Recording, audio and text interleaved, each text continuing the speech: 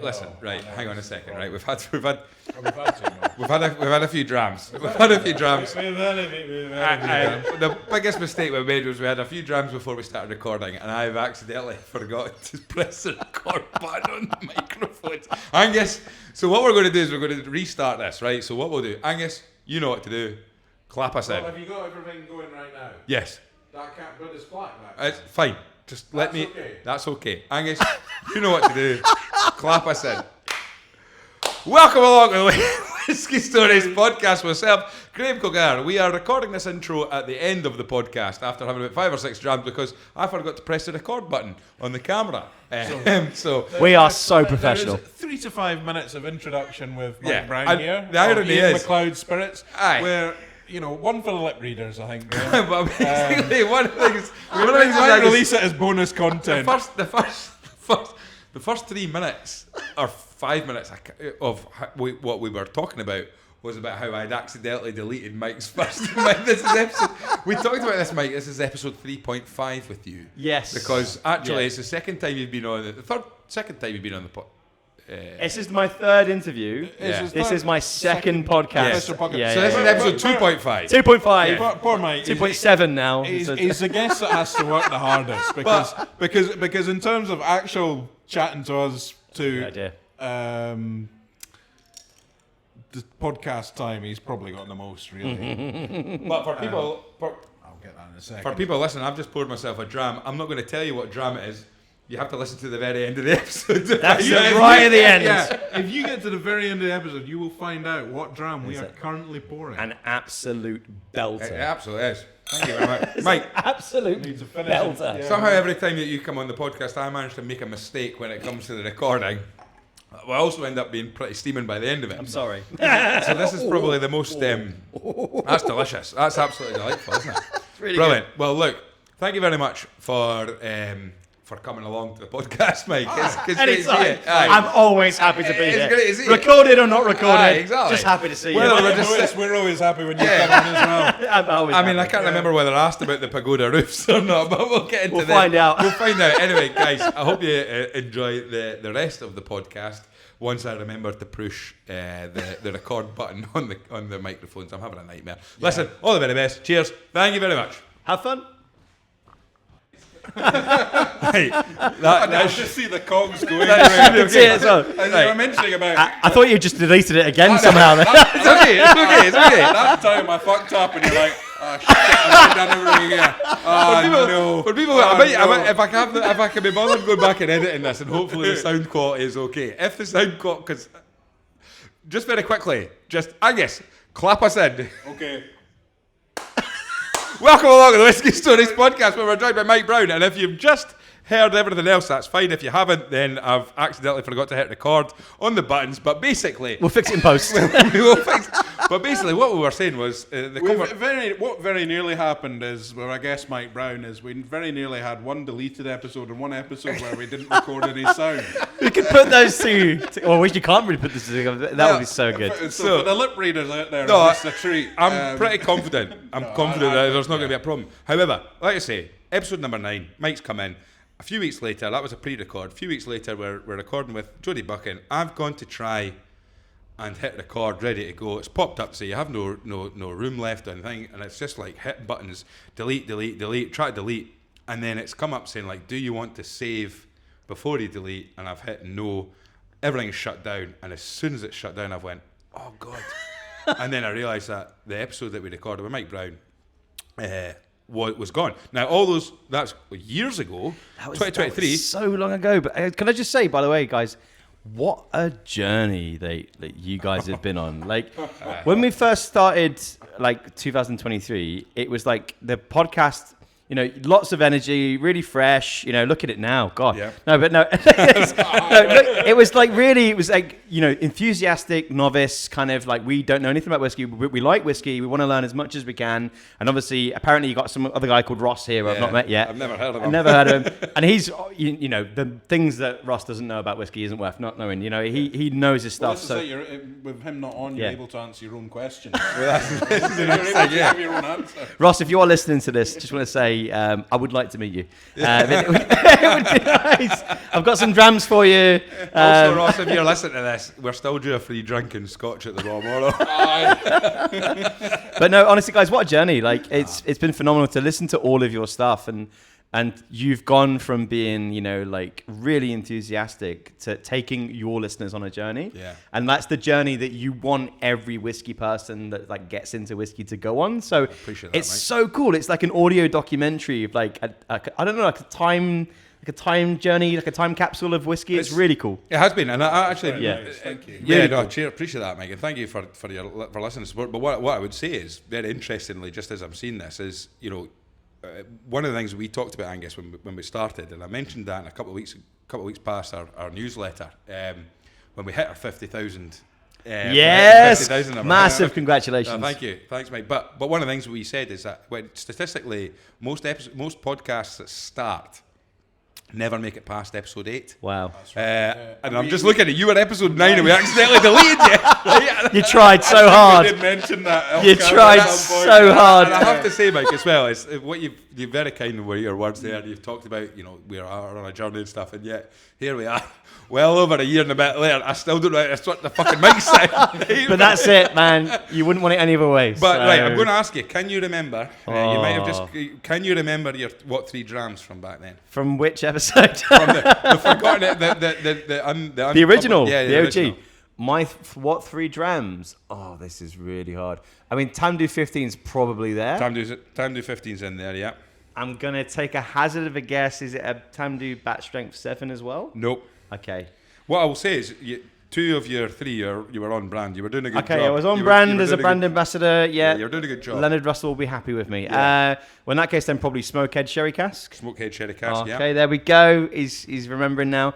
And I would say off-brand, maybe Balvenie 14 Caribbean Cask. Absolutely spot on. Oh! Fantastic. There Just you for go. the benefit of the camera, I did not look at that beforehand, There just you to go. clarify. Absolutely fantastic. Your memory's in good shape. Now, what I will say, I can't find it in my book, right? But I've had a memory based on what's literally just happened here. And I think I'm going to blame you on this one, right? I don't know what you're talking about. Right, so what happens is when Mike comes in, you know, Mike's a bundle of energy. I'm getting a You reputation. need to be for a brand ambassador. And we've started recording now. It's sort of 7 o'clock, but you've been here for about half an hour. We've had a good blether. We've had a before good chinwag, yeah. Yeah. And I think that's the problem. Is there's too much distraction going on, because basically, I think if I remember correctly, we were sitting in the wee room, sandwiched nicely between the bar, and I also will say that is probably. At the time, and probably up until that was probably the most I'd had. I remember it because obviously it was you know, we're sitting there kind of shorts and t-shirts, Yeah. but we were there. It was a kind of real cozy And I'll night. tell in. you It what was a good curry in, wasn't it? It was a kind of hit the cold air and the Yeah. breath comes out, and it was like a woof. Aye, I was walking down done Dyra Road. I was yeah. singing. Yeah. I was 3 sheets to the wind.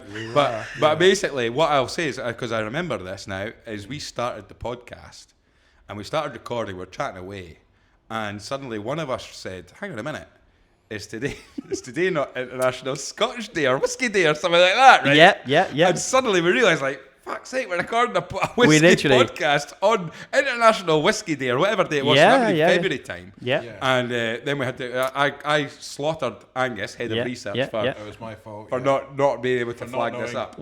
Well, to add to that, then, so this Saturday coming at the time of recording is International Whiskey Day. Well, there you go. So, So it must have yeah. been international. So wait, International Whiskey, has it moved? There's International Scotch Day and there's World Whiskey Day. World- So World oh, Whiskey wait. Day is this Saturday coming at the time of recording. There you go. Yeah, there yeah. you are. Now, one Yeah, there other you go. thing that we just briefly mentioned. There's one other word. I'm looking back at my my notes here. Could right? be anything. There's one other word written on in this episode page. So I'll go through it. It's just basically. put steaming. Well, no, this was the one that never made it. So I've got Angus, because I think Ross here for the first one. I've got Ross's. Ross name was down. here for the lost one. Yeah. And I don't know what I've said to him during that podcast, but it didn't, you never- it didn't go down too well. I've got your brands down: Glengoyne, Tamdhu, Smokehead, and Rosebank. Yeah. I've put down Tamdhu malt their own barley. This is wee bits of information. Was that correct? No, they used to malt their own barley. Yeah, yeah. So if you go to the Tamdhu Wikipedia page, which desperately needs updating. Hey, Um, there you go then. Yeah, desperately. Head of research. Research. For anyone working in the Ian Macleod Distillers digital marketing team, scene. If you go to the Wikipedia page, this is what most people will say to me. Oh, Tamdhu's got salad and malting boxes. I say, no, they were the first to have salad and malting boxes. They used to do malting. They used to do a lot of malting, and they were also the last to use them. Okay. And there was these huge malting boxes that were, in Leonard Russell's own words, the managing director of Ian Macleod, they were basically being held together with gaffer tape and love. Brilliant. So we brought them down because there wasn't really much left of them. So we did used to do our own maltings on site. So yeah, but we use Simpsons now for Tamdhu. Yeah. And there's one word here, right, Angus? Pagoda. Right? Yes. And for the listeners that were lucky enough to miss out on that chat, we spoke about pagoda roofs. Did we have a pagoda bingo? How many times did we say it? Well, that pagoda. Now, let me try and work this out. Does Tamdhu still have pagoda roofs on the distillery? The reason why we probably would have spoken about this quite a lot was Charles Doig built Tamdhu. He was the chief architect. He's also the chief architect of the infamous pagoda, or some controversially might say, Copula. That would have been mentioned. Yeah. And then I think we got into a debate about slate versus tiles and what the origins of slate is. Oh, it was a wild night. It was wild. Thankfully, we can look back and laugh and say, thank the Lord that never made it out. I can see why it got deleted now, actually. I can see why it got deleted. Yeah. But look, Mike, it's great to have you back. Likewise, people got to be back. Now, you are global brand ambassador, right? That is a title, a job that so many people listening. Well, we've had a few global BAs on. Yeah. We've had yourself on, Mike, as well. The lifestyle of a global brand ambassador, flying around the world, speaking to people, educating people, talking up brands like Glengoyne, Tamdhu, Smokehead, Rosebank, all that kind of stuff. We're now in June as you're listening to this. How's your year been so far? Wow. So honestly, it's been like I've been doing this now for just over 2 years. So I was still kind of relatively new when I first came on to chat to you guys. And it's been ridiculously fun. Like for anyone that wants to work in the whiskey industry, if you enjoy talking to people, if you enjoy sharing stories about drams, like it's just your dream job and it doesn't get old. It is tough. I'm never going to sit here and say, oh, it's, like it's the easiest job in the world. So as of, let's see. So January, I flew out to the west coast of Canada. So a lot of the whiskey festivals happen in January in Canada. And because it's absolutely freezing, there's nothing else to do. So, and so that was incredible. And I've got some really funny stories I could tell you from there. I flew to Edmonton, and it was, minus 37 or something like that, which was warmer than the last time I was there, which was minus 45 with wind chill. So that was pretty cool. Then I did a really cool tasting there with a guy called Graham Usher. I was chatting to him there. I don't know if I mentioned this the last time I was on the podcast. So I was chatting to him. The last name didn't clock. I saw that he had a bottle of Usher's Old Vatted Glenlivet on the back bar behind him.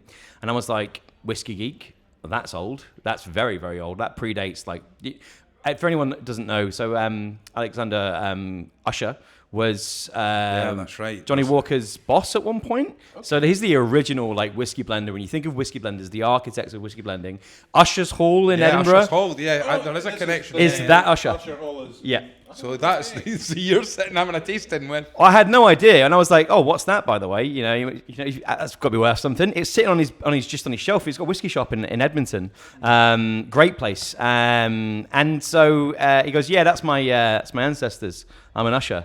And I just grabbed the sales guy that I was with. Get on your knees. Really? Do you know who's here? Yeah. Wow. He's a really cool guy. And is he Canadian? Is he through immigration family-wise, or is he a Scotsman that's living over there? Born in Glasgow. Right. I think he was born in Glasgow. Please don't come at me if you misheard that, Graham. And actually, this is interesting. He's desperate to be on a podcast, so I might send you his details. Yeah, Graham Usher. Because that would be he would love to be involved in any way. To Edmonton. That'd be really not in the winter.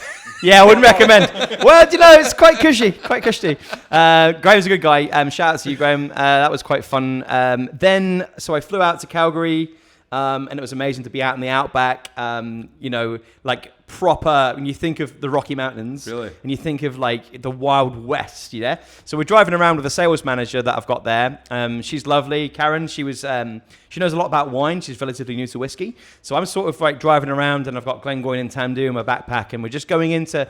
It felt like you see the old Wild Wests, the old saloons. Yeah. It's one of these, their original the swinging 18 doors at the front. Swinging doors. Really? Yeah. So this guy owns a guy at the bar just spitting. Yeah, it was literally like that. Like it was like going back in time. You could just see this place was built in as a station house in like the 1860s or something in the outback of Canada, or like one of those old London pubs that's been that was built in 2010. Refurbed in 2010 to make it look like they're just loads of hipsters. Yeah, just loads of hipsters. There's a plaque on the door that says this has been here since the 1600s. It's the oldest pub in London. Someone drinking a Madry. So with an orange in it. Yeah. Blue moon with an orange in it. That's exactly what it was. So I went and chatted to this guy, and it was really cool. These hardy lumberjack types that are like men's men, and I'm sitting there talking about Glengoyne and Tamdhu. Now apparently, I was told this afterwards. I went and used the bathroom while I was in there, just because I was mid conversation. I was talking to this guy about sherry casks and the history of Glengoyne and Tamdhu, and he was wasn't showing much because this hardy sort of like northern Canada kind of mentality. So apparently, when I was in the bathroom, he grabbed the sales lady that was with Karen by the arm and just kind of like went straight up to her and went, "This is fantastic," and then just like acted completely like normal. Oh, really? I came back. Yeah. He just loved it. He just absolutely loved it. Like a brand ambassador had come to the middle of nowhere and gave him a tasting, and it was really cool. So what? Like, first of all, right? Yeah. How does that come around? How do you end up? So have you got? So you're talking about your sales manager that's out there. Yeah. Is she in charge of sort of North America and what have you? And then is she arranging?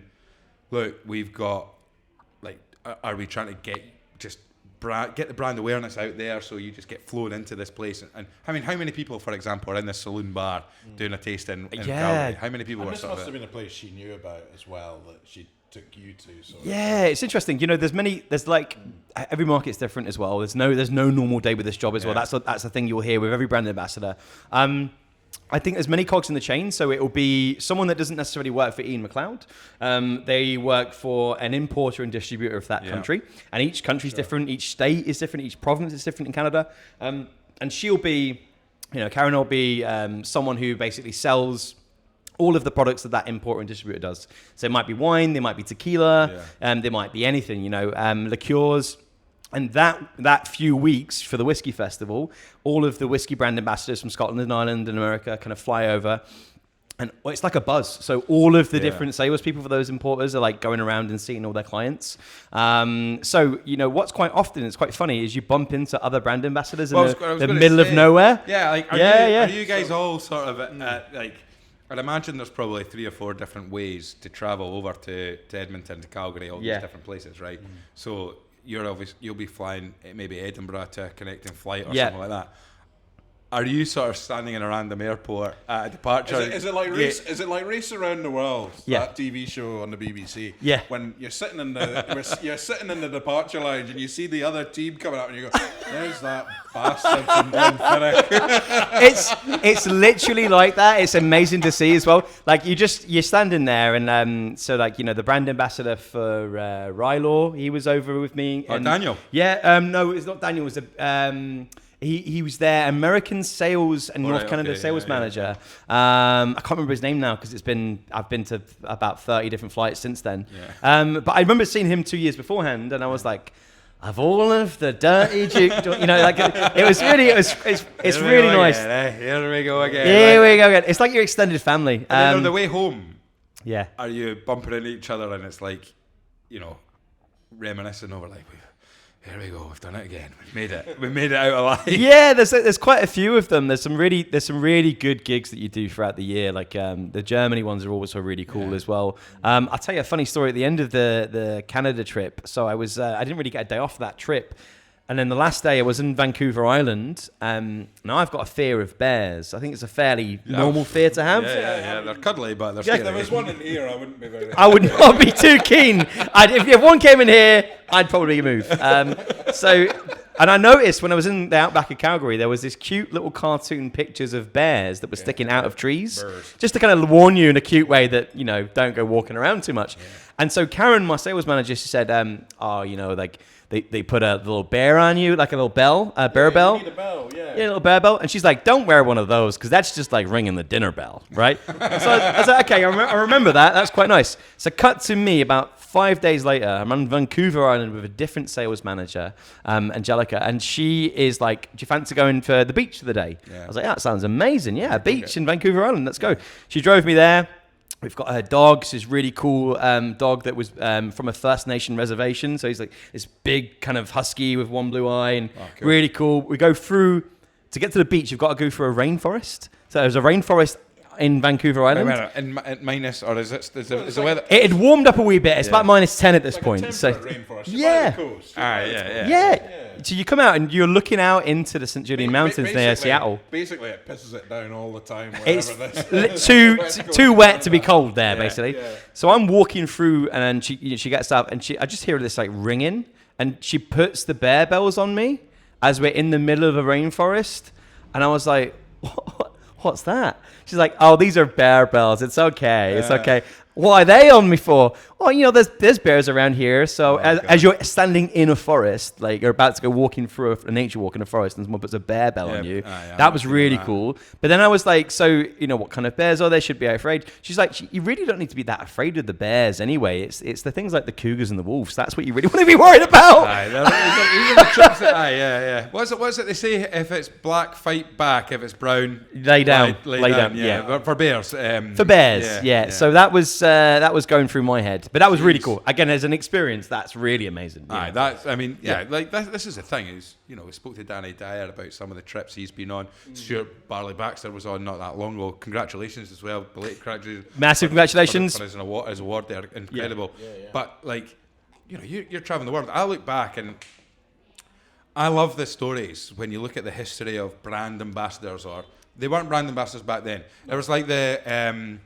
There was oh God Almighty, this is terrible. The family that own Glenfiddich and William Grant's sons. You know, it's like one of the sons just got sent to the other side of the world, Asia or wherever it was, and it was like writing letters back home to be like and socialising. Yeah, it was the story of Tommy Dewar, the original brand ambassador. You know, he literally went, right, I'm going to go get some orders, and steamshipped his way around the world and just filled his order books for 2 years and came back and the historians will probably be shouting at their radios or whatever just now because I'm going to butcher this, and I shouldn't because I should know. But I'm sure there was at one point one of the owners of Ballantyne's, and they employed somebody that nearly became a James Bond character, and they paid this guy to go in the steamliners from the UK to the US. Wow, first class. And it was luggage of Ballantyne's. And it was during Prohibition time as well. Wow. So basically, now how would that work with James Bond? I don't know. But basically, what it was there was the 21 Club in New York, the Jockey Club, right, was a speakeasy in New York. And that was Ballantyne's was able to get in there pretty well. Wow. And basically, and I've got a really interesting story about that actually. But basically what would happen is this guy would have a suitcase full of Ballantynes. He would give it to everybody, and it would be backwards and forwards. Americans maybe going back to America from the UK, vice versa. First class, he's giving them Ballantynes, and he's telling them, if you like that, you'll get it in New York, in the Jockey Club. And now this is very interesting. Now, I don't like to blow the trumpet too much, but somewhere back, my grandfather was a director of some sort at Ballantyne's Whisky, right? Cool. And my dad always tells this story that it was a fateful trip, right, where he decided he was going to, I think he'd already proposed to my mother, but basically to celebrate he was going to surprise her, and he got a cheap deal, as you do, in the winter months. Was Cunard, who used to own the QE2 and Concord. Exactly. And what would happen? Hang on, 2 seconds. What would happen is you would take a winter crossing from the UK over to New York, and you would have 2 days, 2 full days, or 2 nights, 3 days in New York, and you fly Concord back from New York back to London. So my dad's decided that's a great idea, right? Just got engaged. I'll take Maureen, my fiance, my mum, over there. His current fiance. Now Your current mother. My current mother. So basically, you got franchises. Now, what he's done as a complete surprise, and I can say this now because the guy's no longer here, God rest his soul. Charlie Reid Travel Agents, right? he arranged the whole thing as a surprise, but my dad had to forge my mum's signatures and everything like that so that she would not know about the crossing. So there we go. My dad, to the full point, he's got her all the way. Don't know where she's going. I never knew your dad was capable of this. I know. Got it. And then basically, I would have been from Southampton. It would have left. I don't know. Yeah, probably. So they're down in Southampton. My mum's still completely unaware. So this is this would be 1986, 1987 time, something like that, right? And basically, got her there. The next day, we're up, we're early, suitcases, we're going to New York, we're going on the QE2, and my mum went, I hate sailing. right? Now, so, jumps on the QE2. Now, what I'll say is, so they get on the QE2, and I kid you not, bear in mind, winter crossing. Yeah. You're going across from the UK to the US. Angus. Keeping your eyes out for the icebergs. And also, you're going across you're nearly hitting the North Atlantic during the winter, right? I'll tell you this. Rough seas. I'll tell you this. I don't know if it was up until the QE2 no longer continued, but their crossing was the closest that the QE2 ever came to capsizing. Oh my God, right? That's so bad. To the point where they were told to put their life jackets on in the room, woken up in the middle of the night. Could you imagine? It took 4 hours to get to breakfast because all the cupboards and everything, and all the cutlery and the plates had fallen off. My mum was green, right? She'd had to get injections that she didn't enjoy. My dad loved it. He won the table tennis competition on the crossing. However, to avoid the weather issues, the QE2, this is a completely random whiskey story, the QE2 had to take a diversion to avoid the rough seas weather, so they spent an extra day at sea. Nightmare for my mum, but also it meant that they never got to, they lost a day and a night in New York. But, so my grandfather was pretty much semi-retired at this point. No longer Valentine's, so Haddon Walker, so all this kind of stuff through the maltings. Before they left, my grandfather said to my dad, right, if you're going to New York, right, look up the 21 Club Jockey Club. It's on wherever it is, can't remember the address. And he said, and take this with you. And he gave him a money clip, and he said, show it at the door. And my dad said, come on, I'm not doing it. I said, no, I was gifted this. This is something that we were gifted, and my dad's gone, no chance, absolutely no way. And he said, no, take it and just try it. And my dad's thinking, I'm not, how old is this money clip, ancient old money clip? And, am I going to get to the front door and someone's going to go, I've never seen that before in my life, mate. Yeah. So anyway, they're in New York. They've got an accelerated period of time. I think they got 1 night and 1 day to spend in New York, or 1 day, 1 night, and then they were whatever. So that night, they're round in the yellow taxi, cab, doing everything. And my dad says, right, here, mate, can you take us to the 21 Club, Jockey Club? Yeah, no problem. So takes me there. Massive queue. Gosh almighty, my mum's saying, we're not waiting in this queue. My dad says, well, wait a minute. Let me just try this thing. So he goes up to the bouncer. Bouncer's going, sorry, mate, you got to join the back of the queue. My dad's going, sorry, I've got to show you this. Shows a money clip. In you come. Wow. In you come. VIP, red rope, all this kind of stuff. And it all dates back to the Prohibition. Wow. Was Ballantyne's and the 21 Jockey Club had a connection where Ballantynes would be sold during Prohibition, and apparently the money clip was a thing. That was like your pass, right? Yeah, that was your pass to get through into that. And my mum and dad were sitting there drinking this stuff, and they were going, I can't believe this actually bloody worked. That's amazing. Yeah. And I think my uncle's got the money clip. I've been desperate to try and get hold of that money clip. I don't know if it was still. I mean, the owners of the jockey, the ownership have moved on and on and on. You're That's talking about 1986. But yeah, when you look back, but from that, like I say, the guy, the original brand ambassador type thing for Ballantynes was travelling back and forth over the Atlantic, and that's what you're doing. You're travelling around, bags full. You're just saying, you're driving around Calgary, North America. You're in the sort of, mountains and all this kind of stuff with just a bag of whiskey, and just going to people and saying, try this, you like it. And actually, when you say it like that, like you forget how cool that sounds, because I'm just like, I'm going to work. That's my office is like a bag of whiskey, and it's only when I come back and I go, oh, that was really cool, actually. And I've made that guy's day. Like, he was not expecting to have some bloke from Scotland, turn up with a bag full of whiskey and go, this is really cool, let me tell you why. That was really cool, And then after Calgary, after Victoria as well, I was in Seattle for a few days, training up a few staff members over there. So I just hopped over, and then I was back for about 24 hours because it took me 3 days to get back. All part of the fun of, that storm that hit Edinburgh in January? Oh, yeah. So I was flying when that really kicked off. Oh, so I landed in Charles de Gaulle Airport, which is... So you get diverted to... I got diverted to Paris, which is a fate worse than death. And so trying to deal with Air France customer service was just the worst thing in the entire world. So sorry, guys, if you're listening. N'est pas de problème, excusez-moi. So, yeah, that was rough. And then I stayed in the airport for the night. Managed to fly back to Manchester. The lady in the Air France customer service says, can get you to London? Is that close? Not really. It's a different country. So I got to Manchester and then I got the train up and it took me 3 days to get to Newcastle from that whole journey back to Seattle. At Newcastle, they went, trains aren't running. So I was like, I'm so close. Tell me you still had a bag full of whiskey. Had a bag full of whiskey. I had a bag full of whiskey. Sometimes the best way of We putting just it. sat there in the Newcastle train station and we drank responsibly. Absolutely. So That's the only way to do it. yeah, 24 hours later, I was on a plane going to South Africa. Bloody hell. So I went to Johannesburg. That took me 24 hours to get there as well because of one of my flights got cancelled. That was fun.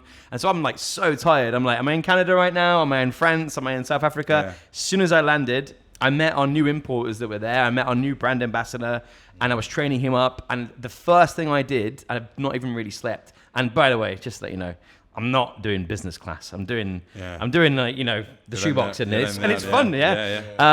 So as soon as I land, I get there, and the first thing I'm doing is I'm meeting a whiskey YouTuber to do an interview. Wow. I talk about our brands and how they're doing in South Africa. So I've got like matchsticks in my eyes as I'm like talking about it. But it was really cool, really, really cool. And then I think I was there for about 7 days, and I averaged 2 or 3 tastings a day. And was that a new destination for you, South Africa? Yeah, Before? first time, and that was also incredible. An amazing whiskey scene. Well, yeah. So what are you taking over then? Because I mean, this is the Whiskey Stories podcast, Yes. not the travel, not the travel show. But My perfect Sunday. no, but like, what are these markets taking? Yeah. Like, so what are the markets over in Canada? What are people wanting to drink? What are Ian Macleod Distillers trying to get in front of people? And do you tailor things differently for South Africa than you do for Canada because different things work in those markets? Yeah, kind of. Actually, you surprise yourself. I mean, one of the things that's quite an obvious thing from a whiskey production perspective is that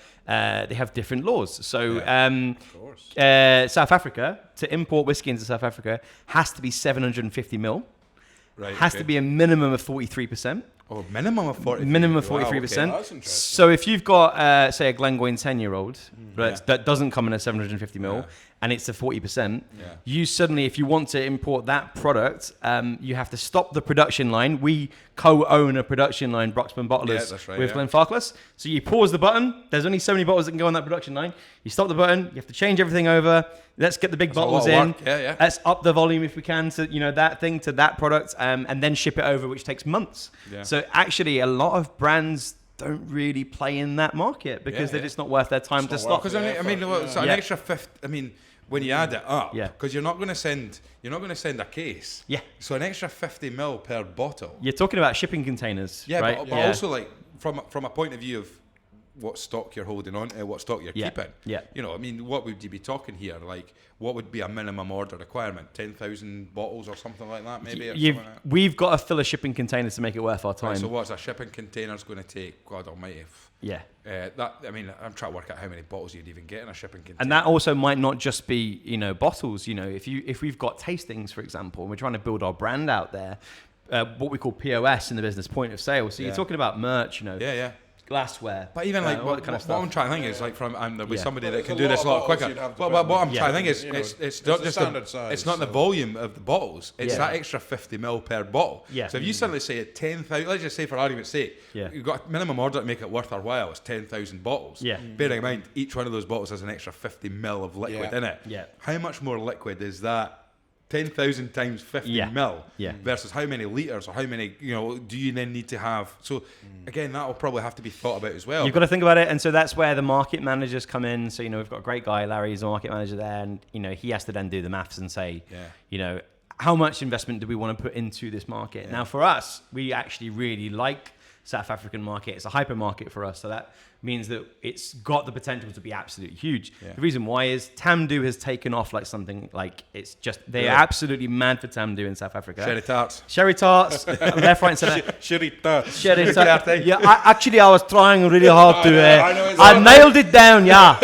I had to have my first pinotage in Nelson Mandela Square in Joburg, and I really got it down after that, yeah. Just be careful, or Pierre Scuban and Duhan van der Meer might come in and kick your head in. Yes, yeah. Sorry, guys, if you are listening, I think they'll be quite impressed. Pierre does listen to the podcast. Does he really? Shout out to Pierre. Well, I watched Blood Diamond on the way there, just to tune in.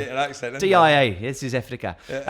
You know, what's really cool about that, so the whiskey scene over there, amazing, you know. There was a whiskey bar called Whiskey Brothers, and it was a Scotch Malt Whiskey Society partner bar in Johannesburg. Cool. Now, I was paranoid a little bit before I got there, because I thought, what's it going to be like doing a tasting in South Africa? What's the clientele going to be like? I was blown away. Did they need to put a lion bell on you? That was, in all fairness, I think I was still like, genuinely, have I just avoided being eaten by bears and cougars and wolves? And now I'm in South Africa, so my first tasting there was a Glengoyne tasting at the Scotch Malt Whiskey Society partner bar, where I can proudly say I was the only white guy in the room, which was really cool. Yeah. And it was like, people that... different heritage, so Zulu or Botswanan or Zimbabwean, and they are like now working in real estate, or they're lawyers, or they're doctors, or they're teachers. And there's a sort of middle class that's emerging in the past 20 years of black South Africans, and they are very, very passionate about whiskey. Really? They're collecting whiskey. They want to know everything. Yeah. They're getting geeky. They want to know yeast strains, fermentation times, line on mangles, all the stuff that we genuinely as a UK consumer don't really care about unless we're really geeky. Yeah. They're like more information. I want to get more information. You don't want to put people in boxes or anything like that in terms of like categorizing. But like you do see that maybe the harder it is to get hold of whiskey, the more people hold on to that element of geekiness. So totally. I've been across to Germany a few times. I've got an ex-girlfriend who was German who was very, very like geeky about whiskey. And it was like, you're too geeky about it. You don't need to be that geeky. Totally. But at the same time, it's almost like, well, we don't have the same access that you have. So we want to learn absolutely everything about it. Whereas in Scotland, you think, take it for granted. You take it for granted, and that's actually where you guys are sort of a great personification of going from being like, you've always got access to whiskey, kind of interested in it, your family history or whatever, should I give it a go? Yeah, I quite like a dram, don't mind it, gets you pissed, that kind of stuff. Then you sort of go, oh, actually, this is really cool. It becomes that collector thing, and then you start collecting the information, and that's where I think a lot of other people are. Well, we're seeing it, like the power of information. But very quickly on that subject, Drams in front of us. Well, Drams, we should talk Drams. What's the time? How are we on? Then so it begins. Your Canada story leads me on nicely, because the first dram I have, it isn't whiskey. Ooh. It is from Glen Murray, and it is a maple matured spirit drink. I heard of this. I saw the diggers had posted it. I should have left you a little bit, actually. I've scoffed a lot. Can I sniff your glass? Yeah, you can sniff my glass. What was it like? Well, I think it's because of what it is. It's very sweet, isn't it? Everything I've got in my head is just pancakes. Really? That's all 100%. When I was Pancake drinking whiskey. it, that's all I could have. I'm going to have to try that. All I was thinking. I've been wanting to try it. It's very cool. Maple syrup is the thing I was thinking of. Again, maybe being led by what it is, but I got maple syrup. Yeah. I got pancakes. I mean, when you smell the glass, like you can get a lot of nose still from a whiskey if you smell the empty glass anyway, because you're not getting the ethanol, but you're getting the molecular. That's maple syrup and pancakes. Do you know what my favourite thing is sometimes? Is if I've had a drink in the house the night before, and I wake up in the morning, I'm sort of right, need to clean the kitchen here, need to fill the dishwasher, and I get the glass and I just...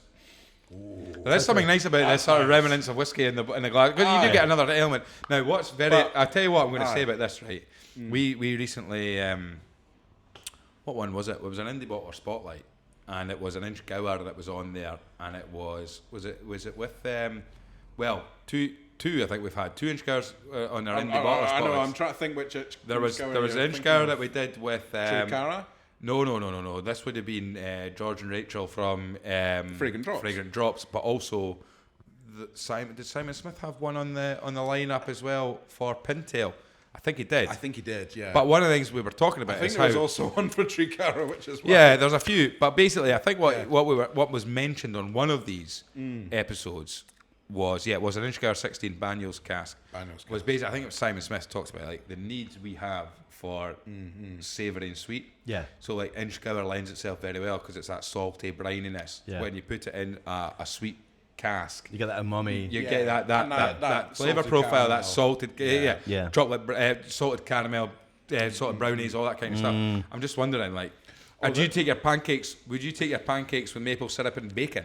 If you want the saltiness of an inch gower and a maple leaf and a maple syrup. Yeah, I would say this was less on the salt. This was more. No, but if you were to take, if you can imagine streaky bacon on pancakes with some maple Canadian syrup, maple syrup, maybe an inch gower in a maple syrup cask. There you go. Yeah, anyone that's got an inch gower cask or an old fashioned. With that whiskey and some maple syrup instead of sugar syrup, and then some like a wee bit of salt in there, and maybe some chocolate bitters or something like that. It'd be quite nice. We forget cocktail making is. Big fan. What else you got, Ang? So I've got, and I know we're gonna talk about this. A mystery dram. So you don't know? No, I do know. I've forgotten because from the Thompson brothers, their mystery dram, the Diggers. Where we are right now is about 8 or 9 bottles behind the back bar. So I'm also wielding one. You can't see what you've got. You just have to point at a bottle. Yeah. So, and only once you've done that will. If you're listening to this, you don't know what we're talking about. Check out the Dornoch. The Dornoch episode. The Dornoch episode, episode 2. Episode 2 is where they talk about their mystery malt. And basically, such a good idea. A black bottle with a white question mark on it. But what I have to say is, I think it's 60 odd quid a bottle.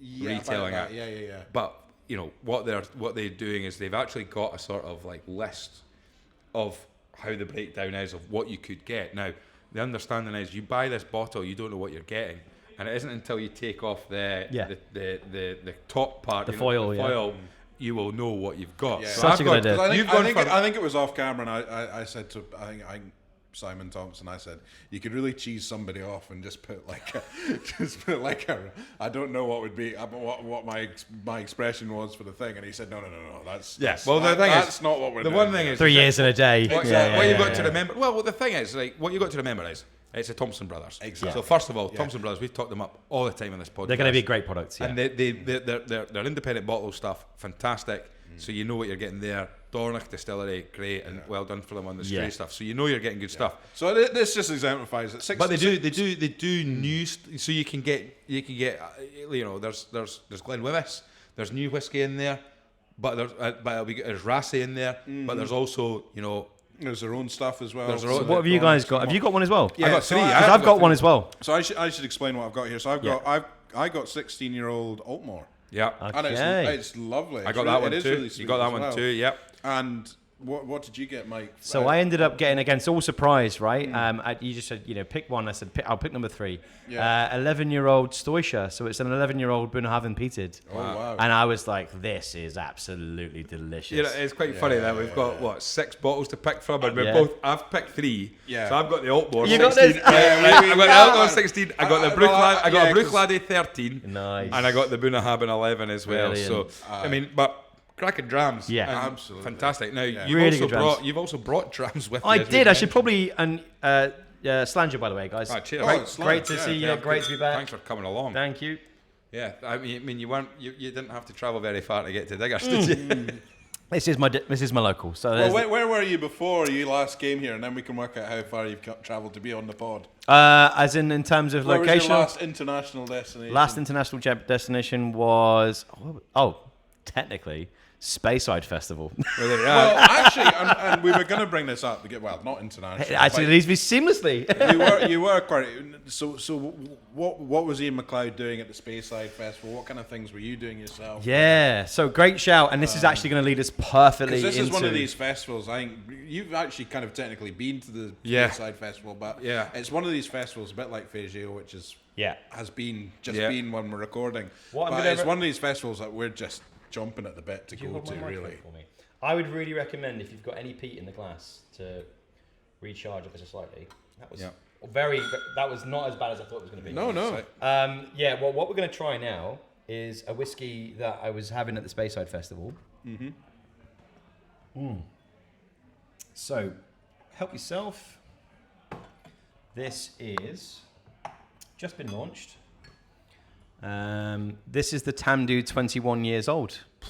Wow. So we've made it. We've got to 21. Absolutely. Fantastic. I love please when help Ross yourself. Here, and Ross is going to be literally kicking himself. And I'm looking at the bottle now. The great thing is, actually, talking about people. You have to take a photo of this. Yeah, we will take a photo. This could be the cover photo for the podcast. Talking about people missing out. Angus actually missed out because Jake was on the podcast. Yes. I missed his episode. Jake's our whiskey blender. Yeah, Jake Adcock. Big fan of the legend. Lovely guy.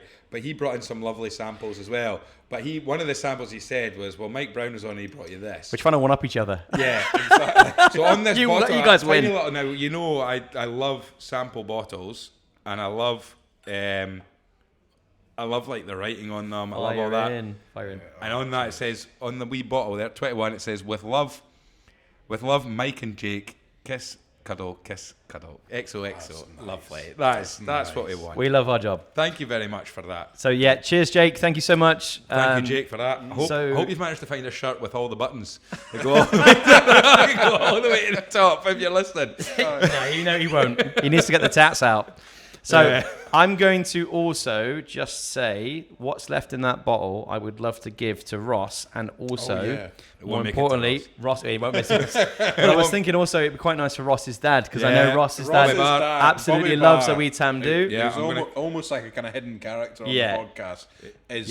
Especially now because he's lost so much weight. I know, well that's it. A big Tamdhu fan. So Ross and your dad, this is for you. A wee dram on me and Jake. Oh, no. Brilliant. Well, thank you very much for that, guys. Pleasure. For that. So so this was this a Spirit of Speyside?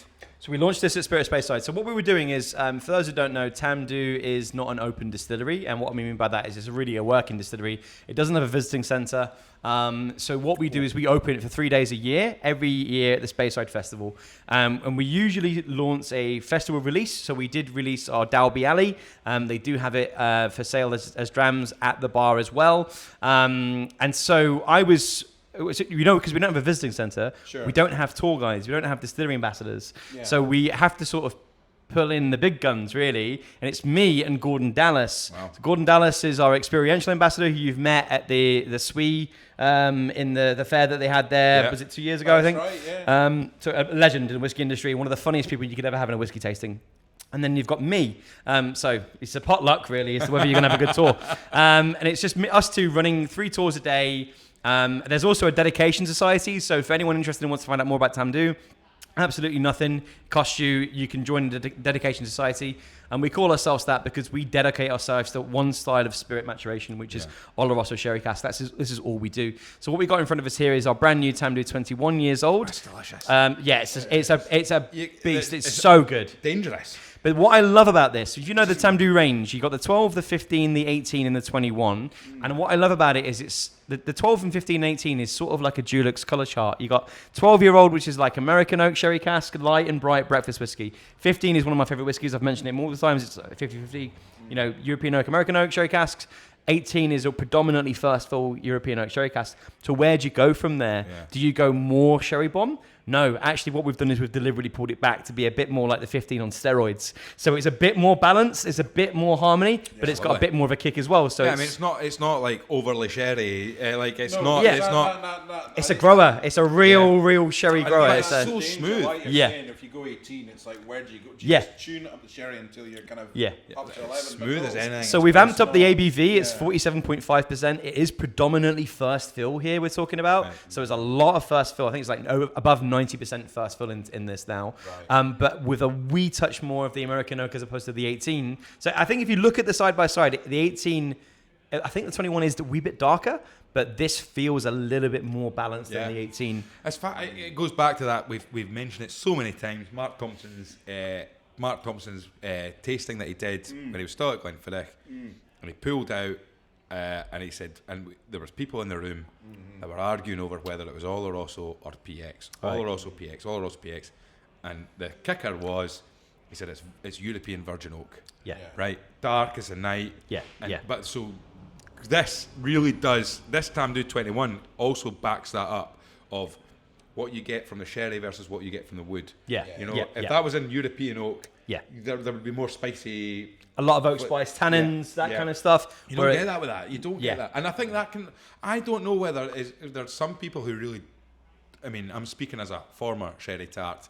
I'm trying to get rid. That's why I'm so excited. I'm converted to the peat. I'm converted to the peat. You'll be delighted to know. But everyone's on a journey. That's what you guys have done so well. Is you've shown that journey out. But Ross, if Ross was here, he'd be telling everyone I'm putting it on. Right? I'm not pretending to like it. That's what he says. But what I'm saying is that like there are people who maybe don't enjoy the sherry cask as much because of overpowerment. But then you wonder, is it the sherry or is it the European oak? Yeah. If you have that sort of because of that tannins, that spiciness and everything that comes out of that, you don't get there. That is smooth. It's lovely texture. Absolutely fantastic. Cracking. And thank you so much. What kind of, as that's available, people can so. Yeah, we've launched it, and actually. The week before we launched it, we sent out samples for blind tastings for the Spirit of Speyside Awards for next year.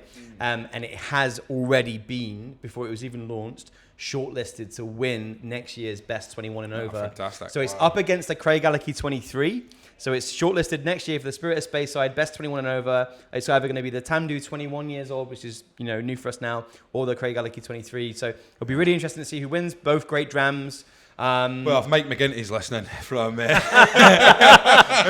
Mike McGinty's working from Bacardi and that, and he's Craigellachie, pop on and bring it 23. Pop on and bring it. Challenge accepted. Worm tubs versus sherry casks. There we go. And then we can decide ourselves. But I mean, Tamdhu has been a distillery that we've spoken about it so much on the podcast. Yeah. And also it's been slaughtered as well with great reason in the sense that when Fraser Souness came on and talked about it. But I think for people, this is the thing. You're open 3 days a year. Yeah. So it's not like people can understand what you're saying. But from our understanding is it's old school, it's dirty, it's industrial, it's raw. What was very cool actually was when I was taking people around tours, because it was like it's wall to wall people that absolutely love whiskey and they're always ticking up the list.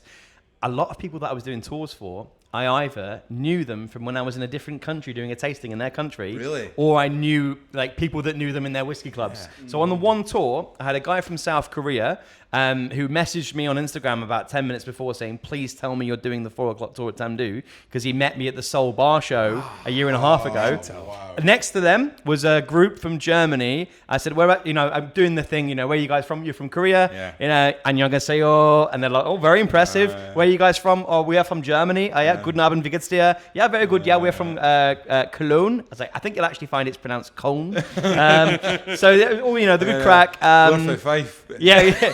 I think it's actually pronounced Octamukti.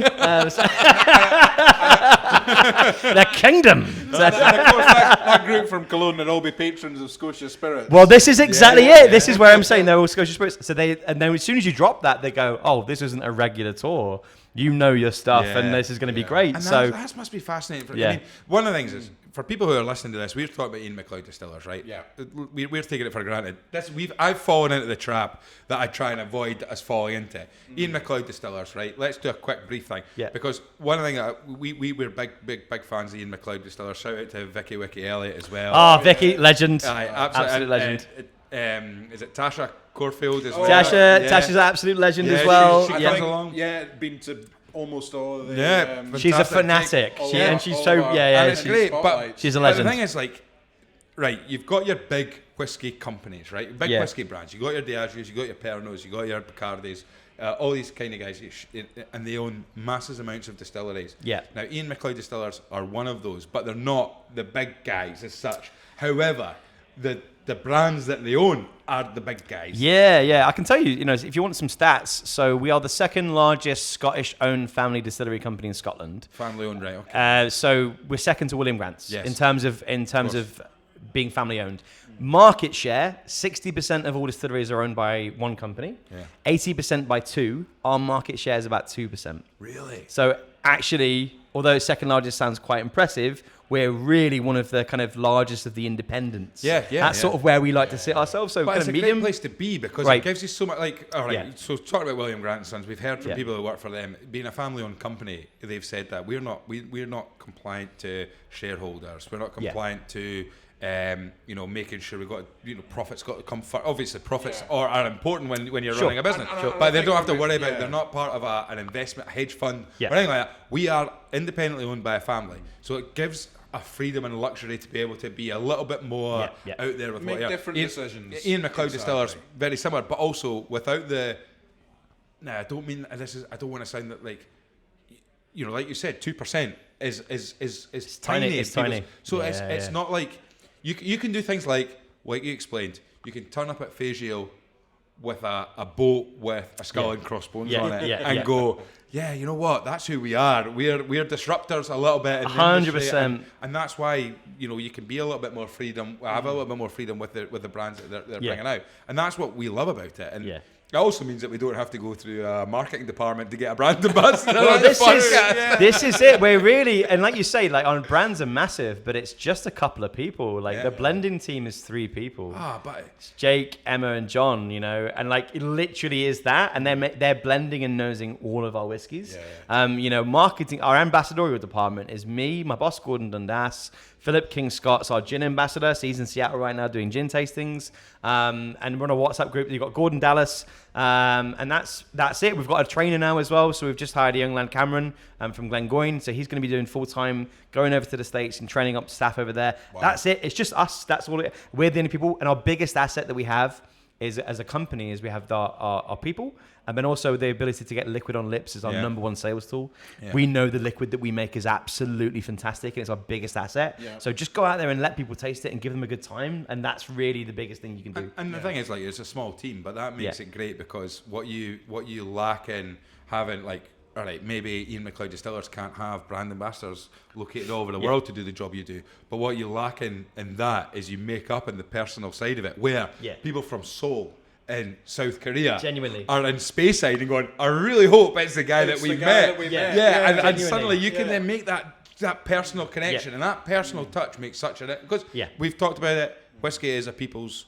It's a people's business, isn't it? 100%. People buy for people, and sharing whiskey and drinking with people, and that's what it's all about. And I guess working for Ian Macleod as well, it's almost like you've got the chance to wear more hats, because I mean, if you worked for a bigger company at a distillery that's very much tailored to, it would be like, that gets handed off to somebody else. Whereas for Spirit of Speyside, for yourselves, it's like, well, no, I'm going to take you around. Everyone quits in.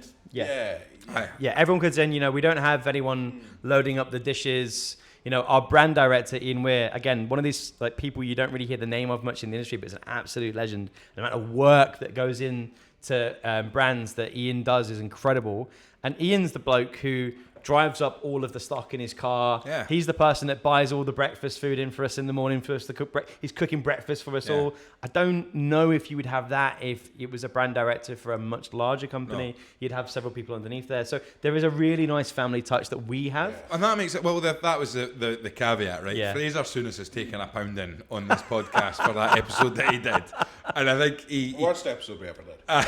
Categorically. But what he said was, and he's justified it, where basically he said Tamdhu was a shithole. Yeah, right. He did. Right. Now we can't say this. I mean, you're not gonna. No. Now what he did was it's the beauty is in the warehouses. Yes. No, but what he also said was he caveated music to Graham's. The beauty is in a warehouse. You say you're never gonna get forklifts. But he caveated that with the fact of the matter is, right. So at the time, context is everything. He's working for Scotch Balmoral, right? Now, bear in mind, once a year, these guys were getting invited up to Macallan to do the full Boona trip. They're getting invited to all these distilleries to get the full. And what they were trying to say is, you know, if you're promoting luxury to your customers and things like that. But they also got brought up to Tamdhu, right? And he said that they got invited in for their dinner. Right, and the guys who's making the dinner and doing the dishes went, right, guys, I'm going to have to go now because I've got to go and run the stills tonight. And they were going, what? And basically, in one of the cottages or something like that are on site or nearby, that was basically the now, because they were getting invited into just a working. And now the caveat was and I think you'd mentioned it as well, is when Tamdhu was owned by Edrington, it was Tamdhu and Macallan, and basically, you know, Macallan the show pony, Tamdhu was a workhorse. 100%. And that was the line. And what I also love, and they've done it to me, and because Tamdhu 10 was a gateway whiskey for me. Oh, it's also still a legendary whiskey. It was a gateway whiskey for me because in Scotch, and basically, and I've seen them do it. I remember standing at the bar at Scotch thinking they did me with that as well. And a guy walked in, American lad, and he said, "Hi sir, can I help you? Do you want a drink? Yeah. What would you like to drink? A Scotch." And he went, well, you're in the right place. Well, yeah, I think I've got that. He said, well, we've got over 300 Scotch whiskies, sir.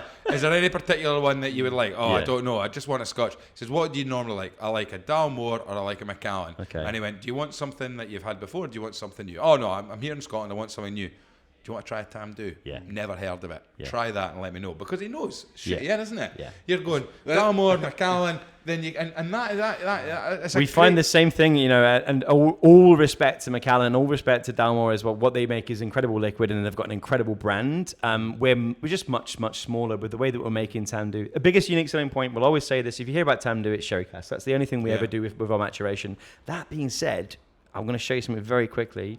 When I was in Tamdhu, I was degorging some casks as part of it, which is also a very fun job. Very cool. Again, many different Angus hats. is pretty decent at that. Are you? How's your degorging? Oh, no, It's all right, yeah? Not bad. You can get a bung out pretty well. Oh, you can get a bung out. I could, yeah. This was quite a That tasty lady- bunghole. lady I've got to be that- honest with you. This was I sniffed this bunghole. It was quite nice. That Lady of the Glen, it only took about 5 takes, but But also, I mean, he's much better if you watch our YouTube video at the vlog from Inchderny. Oh, You see, Angus is also he's worked his way into sitting in front of a computer pushing a mouse. Oh yeah, I saw that. Button, Yeah, I saw that. He's bloody Did it good feel at good to operate? Do you know what? It was great to do something I actually do in my day job, which is sit on a computer and use a mouse. Amazing. Pushing a mouse. But what You're did like, we come up with? mashing. Virtual distilling? Skill I have. That's Virtual cool. distilling computer Virtual game dis- coming to a Oh. screen near Oh, you. that's This is very Run cool. the mash filter. So I haven't got enough for you to try, but you can definitely sniff this. And maybe if you want to pour a wee out, feel free. If it will open. If you want to pour some out. Yeah, I'll have a little try. Help yourself. So Don't ask Angus to pull that up. mate. He's got a bartending injury. There you go. So this is purely just for the sake of research purposes, obviously. And Ross is Well, I'm the head definitely- of research. Well, so, this is why you're here. So Russ is going to absolutely murder me after this. This was just me going around degorging a 5-year and 1 day Tamdhu in a refill bourbon cask. Whoa. And That's that for will- research purposes. So research purposes. So this will, just to clarify for anyone listening, this will never be a Tamdhu single malt. Yeah. So Tamdhu it has a capacity for 4 million litres a year. We're currently running at 3 million litres a year, of which 400,000 or so will be laid down in sherry casks to be Tamdhu single malt. Yeah. The rest of that capacity is kind of up for grabs within our company. So maybe that will become a little bit of Isle of Skye, Yeah. or maybe we'll swap some of that new make spirit with another distillery. We make quite a fruity new make spirit at Tamdhu. Yeah, that's really fruity. Because it's refill bourbon, you're getting a lot of the Yeah. new make here, which is You are really getting a lot, interesting. yeah. Yeah. Would that not be a source of frustration? And I suppose it's probably a question to ask when we get an invite to the distillery. Oh well, you are absolutely Not that he's angling you for are one. absolutely invited. I am cordially inviting you. Well, I'll take that up. But one of the questions I would have is, we had Stephen Woodcock on, who talked all about the key message that he had throughout his whole career, working through the different areas that he worked in now at Glenmurray, and talking about distillery character. Now the thing is, if you're a distillery like Tamdhu that is only Oloroso sherry cask, Yeah. So much of it's in the maturation. but how much? You don't have other examples to give that shows distillery character. Like there's Angus today. He's tried a Glenmurray with that's been matured in well, it's not whiskey. It's No, spirit. it's a spirit Glenmurray drink. spirit drink that's been matured in a maple cask. Yeah.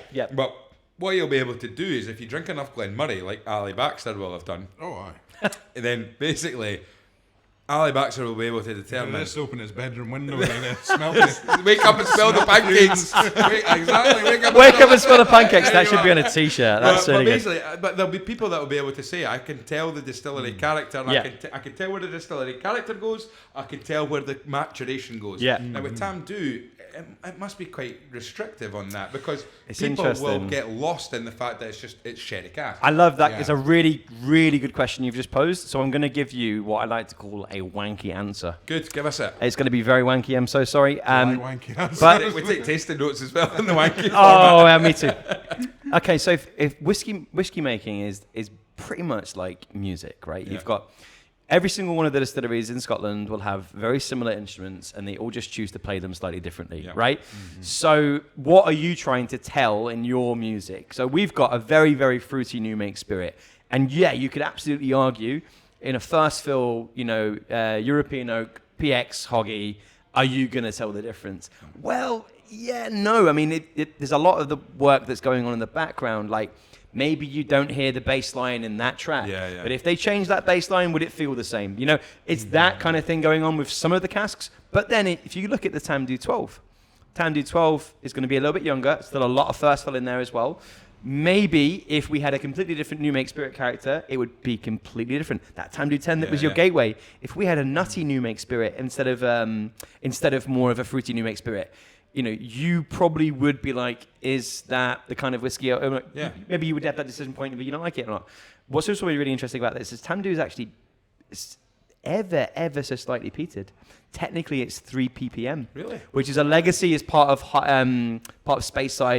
barley and malting. Was they would always have a really small bit of peat. Now I've put my hand in a whole bunch of that barley coming out of the truck. Can I smell any phenolic compounds whatsoever? No. But could I maybe taste the difference in, say, a 10-year-old if it had? It's just complexity. It's like small things, and that's what we're talking about. It's infinitesimal things. Well, that's it. I mean, it's. I mean, now first of all, that Tamdhu in bourbon is fascinating. Yeah, right? It's like orchard fruits. You don't know whether you're going. But that's you've mentioned like the pears theme and tonight, apples and the theme tonight's been like the journey that we've been on and stuff. And I would have sat here 2 years ago and said everything happens in the warehouse. Yeah. Right. It's all about the maturation. Yeah. But then you look at like the 80-20 principles and stuff like that, and you say, well, 80% maybe does happen in the warehouse. Yeah. However, the 20%, when you speak to someone, and then you hear someone like Stephen Woodcock, you hear someone like Jake Adcock talking about the importance, or even Vicky Elliott talking about copper contact. Yeah. How important copper contact is. And you say to yourself, like, actually, you know, maybe the 20% is the really important bit, because if whiskey all tasted the same when it came out of the stills, and then why not just have one big massive whiskey warehouse in Stirling in the middle of Scotland, well, this is where it. you just chuck it in a different casks, and that changes the flavour. So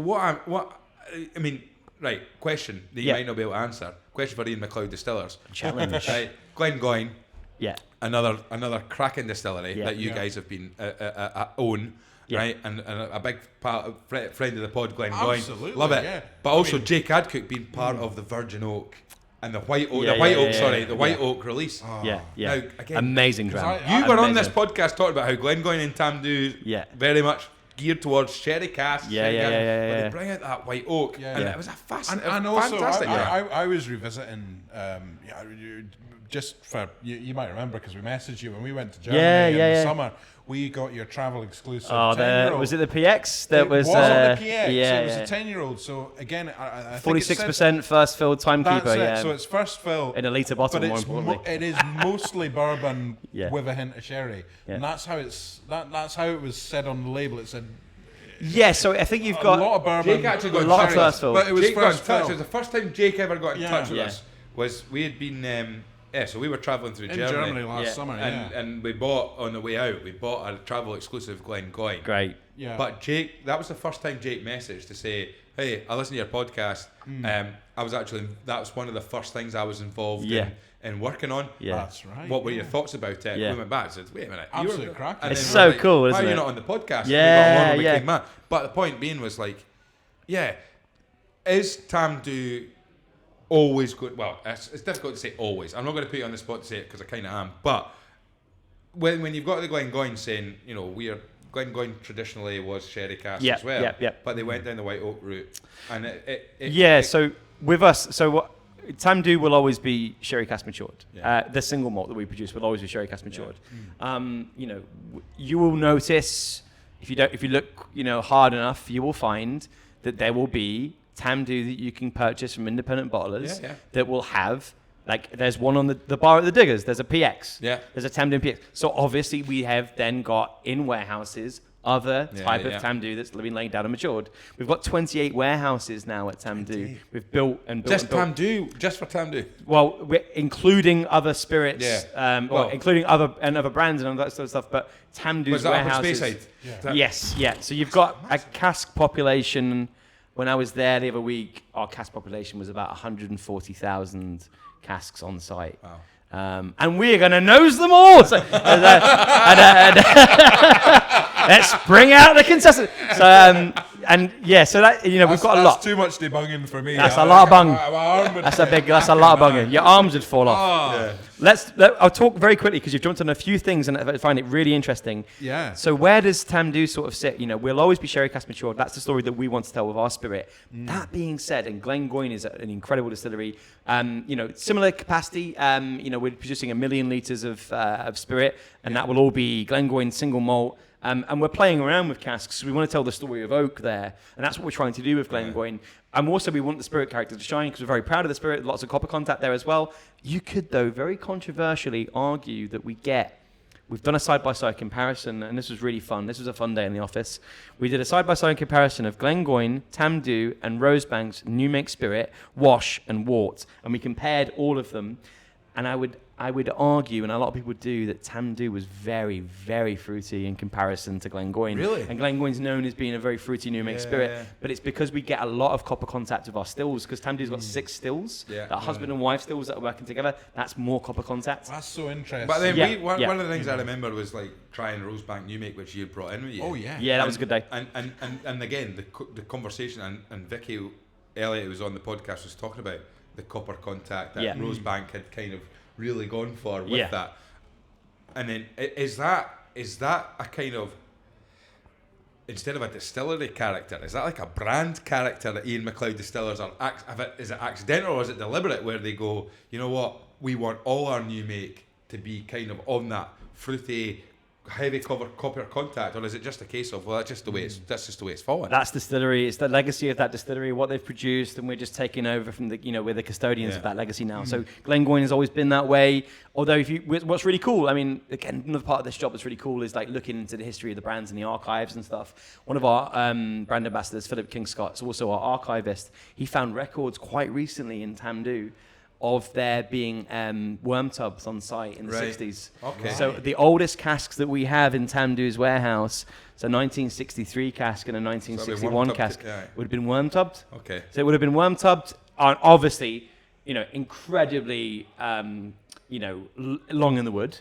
Yeah. So they've been, matured for a long time, and a lot of cask maturation there rather than spirit character, but they're doing, if you did a side-by-side comparison of like a 73, would you pick up the difference of the worm tub? All these small things, it's really cool. What I will also add is, very quickly, I'm going to jump on this. So if anyone would like to find out more information about Tamdhu, you can't come to the distillery yet. Unfortunately, we don't have plans for a visiting centre. You can come, but you just can look at it from afar. You can stand outside the gates and take a picture outside the gates. Take it outside the gates, and Sandy McIntyre might kick you out. But you can have a Tamdhu experience, and that's at Rosebank. So in our distillery, we've actually opened up at Rosebank in Falkirk a Tamdhu residency. So there will be an opportunity for you to come to Rosebank. We're open. So basically, you can do sorry, for the benefit of the camera. I'm sorry to interrupt you. For the benefit of the camera. He was keen. We were just recording, and sometimes in this room, somebody walks in thinking it's a toilet. A stool in front, but a door does sometimes go, and somebody just thinks that they might be able to walk in and sit down and have. Or they think it's a toilet. Sometimes. Or they think it's a toilet. But he was keen. It was Woody Tan, Woodrow's in Edinburgh, just poked his face. A cameo. I can't remember. I didn't hear what comment he made, but it was like the weirdest little. Sorry. Yeah, he was obviously friend of the podcast, Woody Tan. It was the weirdest little cameo. He wants to do a Woodrow residency in the biggest one. So very quickly, so we're offering a Tamdhu residency. So every day that we're open, check on the website. And what we're going to do is basically, if anyone's done a Glengoyne malt master experience, it's very similar. So what you're going to do is you're going to get 4 single casks of Tamdhu.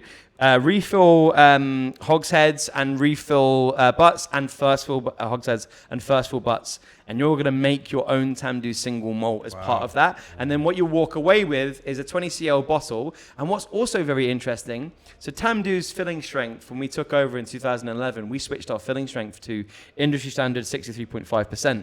This is old Tamdhu stock, so this is pre us taking it over, where their filling strength was much higher. I think it was 68, 69%. So I've blended this as a single malt, which you can tuck into. Oh, wow. And we're sitting at 66.3%. Now, this is obviously going to take water very, very well. So feel free if you want to. And what I've just done here, for the benefit of just trying it out, is I've done a ratio of 25%, 25%, 25%, 25%. So it's It's a quarter of each type of cask. You've got first fill and second fill, sherry butt and sherry hogshead. Just to see what was going to happen. So what I would say is, if Tamdhu 10 is a gateway whiskey, this is smack. This is. I honestly think that somewhere my distillery, our brand director is having a heart attack. But yes, we were talking about different countries and different kind of rules and regulations. Yes. But at 66%, if you took this to Norway, you would be arrested. Yeah, that we absolutely would. Yeah, on drug charges. Because I mean, for anyone that doesn't know, alcohol by volume over 60% in Norway is classed as a narcotic. Yeah, you're right. Which is a cool fact that we learned from somebody that came on one of our. But I mean, like. Spotlights. Two things. Number one, great that Tamdhu are making the whiskey more accessible. So because like you said, right. So two things. Number one, Glengoyne has a great whiskey experience that people can visit our centre, and we know now when you speak to distilleries that. And I would say probably the best thing you can do in Falkirk, and probably the best thing to come out of Falkirk as well, is Rosebank. It's up there with the Kelpies, the Kelpies are up there. Falkirk Wheel. Okay. Well, you could make it a fun day out. Go to do the Tamdhu Maltmaster at Rosebank, and then go on the wheel. Well, we've always talked about taking a canal boat to Falkirk. So I actually own a canal boat. What? I'm not joking. You own a canal boat? Yeah. It's in Leicester in my family. So I've got a canal boat. If you want to, that would be a fun trip. Yeah. Might take us 6 months. Which might be the longest podcast. Yeah. Well, there we go. I'll tell you what we'll do, right? How long have we got till Rosebank are officially got whiskey? I mean, we're not putting an age on it, but I've tried a few samples. It's taken to the wood very well. Yeah. So we're realistically going to release either an 8 or a 10, but depending on when we think it's but that's ready. a release. But how long before the first casks that were filled will be turning into? You've got about a year now. Yeah, so it won't be long. Yeah. So I think we start planning it now. So when Rosebank officially can say we'll be there. We're out on Loch 11. We'll be there. We'll charter. That's amazing. We'll charter a canal boat. This is great. And what we can do, we can get a little captain's hat for Ross. This is so good. And we can get a pirate flag as well. We'll do a Smokehead. We'll do a Whiskey Stories Smokehead origin story. This is very cool. List of things that we've got. This is happening. After Angela Deneen talking on the episode with Swee, we talked about it. Was it last week? 2 weeks episodes ago about organising the Whiskey Stories whiskey bingo event, which is something that we definitely have to make happen. That's which so we good. will make happen. But yeah, a boat. We're chartering a canal boat. We'll start because the canal from where we are, as the crow flies, is very, very close. That's very close. Yeah. From where we are. So we have a few drams and diggers, and then we jump in the canal boat. Could you imagine? Ross puts his little captain's hat on. We do a little. I mean, it'll take us about a day to get to Falkirk at the speed. I honestly think it would take about a day, maybe 2 days. Yeah, your average speed is about 4 miles an hour. We do the Falkirk wheel. Yeah. Get off at Rosebank, and that's it. And then you're straight in. There we go. That's a right good day out. That's the plan. I'm going to try this now. But what I was going to say is making, whiskey tourism, whiskey visitor centres, all that kind of stuff. We know it's another part of the business that the industry can capitalise on. And of course, with Tamdhu being the workhorse and being a working distillery that's, industrial and it's making turning out quite a lot of whiskey. Yeah, it's difficult to do. But what you're doing is, and also, you don't have to travel all the way up to Speyside. You can go to Falkirk, you can go to Rosebank, you can take in the distillery. 20 minutes on the train from Edinburgh. Yeah. You can literally then get off, walk to Rosebank. Beautiful distillery, and we still have a £25 tour for Rosebank, which is amazing. Yeah. You'll try Glengoyne, you'll try Tamdhu, and you'll try a bit of the new make spirit from Rosebank there as well. We have got a £90 tour for Rosebank. You get to try a Rosebank on that as well because the stock's so limited. But they've also got the Tamdhu residency. What I will say as well, no one knows about this yet, but by the time of the podcast coming out in June, it should be live. So I thought I'd tell you guys first. Brilliant. We're also going to do a pour your own Tamdhu at Rosebank. So at Rosebank, there will be a barrel of Tamdhu in the gift shop that you can take out your own. A handful. Fantastic. Wow. Well, brilliant. And no one knows about that yet. And the thing is, you can't get that. Yeah. You can't get that. So I would love for all of you, including Ross, to come up to Rosebank, do the Malt Master with us at Tamdhu there as well. Right. and just have a right good day out. What we'll do is we'll take the train. And then we get the boat back. We'll take the train and we'll stick Ross in the mast. Yeah, absolutely. Absolutely. On the subject, where are you, Ross? I'm on the wheels. We've got so much to cover, but on the subject of new distilleries and things like that as well. Yeah. Now, two things. Number one, I've seen on Jake's Instagram feed, there was suddenly monkeys appearing on his Instagram feed. Yes. He was over in India because as well as a new distillery opening up open in Falkirk that you're producing, you've also got a new distillery over in India as well. Yeah, we have. Yeah, so we've got Una in the Himalayan region. So I don't know. I think it'd be quite cool to Himalayan single malt. I can see it now. That's quite cool. Cool. And what the plan is there is obviously Ian Macleod do sherry casks unbelievably well. We would like to be basically the Indian version of Tamdhu. So we wanted to be a fully matured sherry cask. We've got Spirit that's been running for about a year now, so we've got a lot of cask samples. Jake was over there.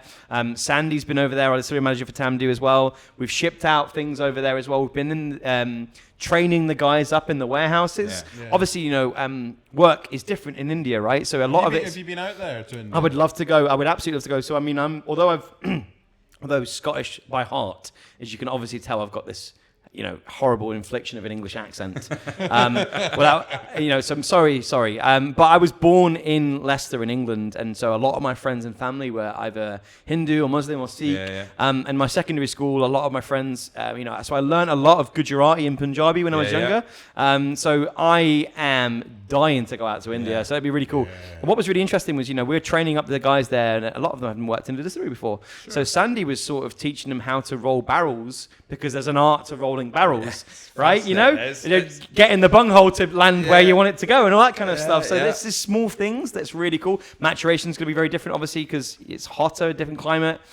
It's taken to the wood phenomenally. So really cool. So you've had samples from the distillery? Yeah, I've tried it. Yeah, I mean, what's the name of the distillery? Sorry. It's called Una. Una, yeah. Well, because there was a story about monkeys. Yes, so we basically were ready to go about a year and a half ago, and the only thing, we've got the stills in place, we've got the mash tuns in, we've even got a shipment in of the barley, we're ready to go. Only thing that was stopping us was there was about 100 monkeys that had completely infested the distillery, and I would love the first expression, which I don't think will happen, but for it to be called 100 monkeys. Jody might have a problem with that though, because of monkey shoulder. But I think that'd be really cool. The drunken monkey or something. The drunken monkey or something like that. A monkey's tail. I mean, the banana dram or something like that. I mean, you've got to use this stuff. It's gold, absolute gold. Yeah. And then of course as well, this is the week after Fagil. There's also Lagan Bay over in Islay. Yeah. So where is Lagan Bay at the moment in terms of its kind of construction? Because it's not running Spirit yet. So we're not running Spirit yet. So what we've done is Malcolm Rennie was our distillery manager of Rosebank, and we mentioned him on my podcast interview way back in 2023. I believe you called him the Pep Guardiola of. That's a blast from the past. Yeah, there we go. So he's the guy you get if you want to set up a new distillery. His background was Lockleigh, Annandale. He also set up Rosebank for us as well.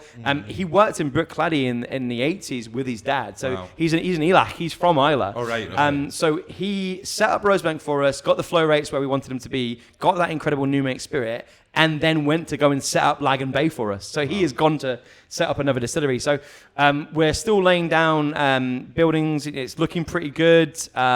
It's right next to the airport. So if you come out of the airport, the first thing you'll see is Lagan Bay. We're really hoping we don't get nicknamed Terminal 2. It will be heavily peated. And we're in collaboration with guys called the Islay Boys. They produce beer, so 50% of it will be a brewery, 50% of it will be distillery as well. So we'll have Islay beer. I'm hoping we'll have a peated beer. That would be really cool. So by the Feis next year, we'll be open. We've got a day, so we'll have one of the days as well, or depending on how that goes. What I'm really hoping is that we will sort of be this kind of very cool, modern, sustainable distillery on Islay that's telling our own story, but also telling the story of barley and beer as well. Nice. We won't ever produce Smokehead from that distillery. Well, that was going to be my question, because the thing is, we've talked about Tamdhu, we've talked about Glengoyne. But you are Chief Smokehead. You are Chief I am. Smokehead. So Smokehead, now, the thing is, the last time you were on, I was like, oh God, I hope he doesn't bring too much Smokehead. However, how times have changed. And you brought your cool glass at the Smokehead. Yeah. That was great. And now, but as I've previously mentioned, I'm now, as Ross would say, pretending to like the Pete. I'm the Pete pretender.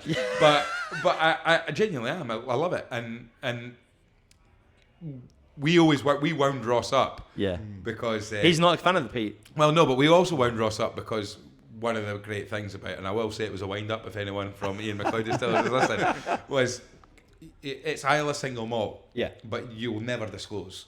No. Now I pushed you, right? And then what happened was when Ross contacted me after our episode, he said, "How was the second episode of Mike?" I said, "Oh, it was great. We had a great night. We actually had a little bit. We had quite a bit of whiskey." And I said, "You know what? Mike actually told us where it." Right? He didn't. Right? I'll say this. He didn't. But I told Ross, It's no Port way. Ellen. It's Port Ellen. No way. Where did you get? Where did he get? Where did he get it from? And then I said, "You're going to have to guess." And I'm guessing for about 5 minutes. I said, "I'll be honest with you, Ross. He never told us." But now, surely, the story about Smokehead and let me try and retell it for you so I can get this right. Mm-hmm. You guys, as a disruptive sort of marketing idea, said we're coming to Fairfield. Skull and Crossbones on the boat, turned up. What year was that? So the story goes 2003, Ian Macleod become Ian Macleod Distillers. We purchased Glengoyne in 2003 from Edrington. That story separately is legendary anyway. I'll give you the short version of that. Leonard Russell is the managing director of Ian Macleod. We're family owned. The Russell family are also a famous horse racing family. So Lucinda Russell, so she trained one for Arthur, who won Grand National a few years ago. So that's his sister. 5 horses. Good 5 horses. Good Scottish owned. Scottish owned. Do you know what it is? On good 5 straw. And good 5 barley. Nose bags are 5 barley. That's why they win the best straw in the world. Honestly, for horse bedding, it's great. It's great one. So he's a relation of Lucinda Russell. She's the sister. Quite a well-known horse racer. Yeah, so Lucinda's a sister, and so we're into the family history of that. Remarkable, yeah. So Ian Macleod, Leonard Russell. Sorry, Leonard, for listening. Leonard is at a sort of chairman's dinner with Edrington at one of these horse races, and they're getting right tucked in. My understanding. Yep. He doesn't get the nickname of Liquid Lenny for nothing, and they're having a very good time. We're Ian Macleod at that point, so we've been independent bottling a few different things like Isle of Skye whiskey and that kind of stuff, and as we get it. And then, so the end of the story, he didn't put any bets on for horses that day, but he did walk away with the contract for Glengoyne that he bought from them after many, many, many drams and a handshake. And the actual contract was signed on the back of one of the booking slips. Ah, cool. So proper old school, the way things are done. And that will inform how the rest of we do things anyway, right? So cut to, suddenly we own a distillery. That betting slip is framed on a wall somewhere. Oh, Leonard's definitely got it somewhere in his wallet or something like that. He's absolutely got it. Yeah. So that legendary story, so then father and son, so Leonard and Peter take over Glengoyne. Family legacy. They then own Glengoyne and they own Ian Macleod Distillers. So they're sitting around a marketing table going, how are we going to get our name out there? Ian Macleod Distillers, how do we get our name out there? And, what's the tagline of Glengoyne at that point? It's a Highland single malt, unpeated, never tainted by smoke. So not even just a wee bit peaty, it wasn't tainted by smoke. So wait, that was they had that in the tagline, or that was what we purchased it from Edrington because it was owned by Edrington. Never tainted by smoke. It was never tainted by smoke. Yeah. So we really had to play that up. So okay, let's play it up. It's not like Tamdhu with the wee 3 ppm. It was this was no 3 ppm. This was hot air only. I think it actually said our barley is only ever air dried by hot air. Yeah. So we're really playing that up. So we thought, okay, let's do some marketing around that. Or wouldn't it be funny? Let's come up with some ideas. Wouldn't it be funny if we got a boat and we just absolutely filled it to the brim with Glengoyne and we did the most unpeatiest thing ever and we took our unpeaty whiskey to the most peatiest thing in the world, which was the Islay Whiskey Festival. Yeah. So Leonard Russell joked about it. The joke got too far. 1 year later, in 2004, nice sunny day on Islay, which is rare, takes human sacrifice.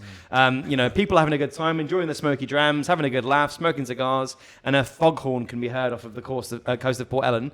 And Leonard Russell's at the front of the ship, holding a bottle of Glengoyne and a pirate flag on the ship, and we basically sabotaged the Islay Whiskey Festival with our unpeated Highland single malt. Now, it was all done in jest. Everyone's having a great time.